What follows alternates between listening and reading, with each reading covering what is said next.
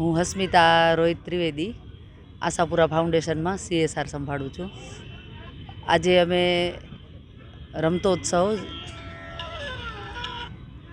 આજે અમે mining area ધરાવતી શાળાઓનો જિલ્લા કક્ષાનો રમતોત્સવ રાખ્યો છે. આ અમારું કાર્ય ઓગસ્ટથી ચાલુ થયું હતું. તો સૌ પ્રથમ દરેક સ્કૂલ લેવલનો હતો, એમાંથી 84 સ્કૂલોએ ભાગ લીધો અને ત્યારબાદ અમે તાલુકા લેવલનો કર્યો. દરેક તાલુકા મથકે પણ અમે આ રમતોત્સવ કર્યો. એમાંથી જે વિજેતા બાળકો છે એની આજે અહીંયા જિલ્લા કક્ષાની સ્પર્ધા છે અને આજે આ સ્પર્ધાઓનું ઉદ્ઘાટન કરવા માટે માનનીય કલેક્ટર સાહેબ શ્રી આનંદ પટેલ સાહેબ આજે આવ્યા હતા. એમની સાથે શિક્ષણાધિકારી સાહેબો, DPO સાહેબ શ્રી પણ અહીં આવ્યા હતા અને આજે અહીંયા 35 શાળાના 207 બાળકો આજે હાજર છે અને બધી જ રમતોમાં વિજેતા થશે પછી બધાને શિલ્ડ અને ઇનામ આપીને પ્રોત્સાહિત કરવામાં આવશે.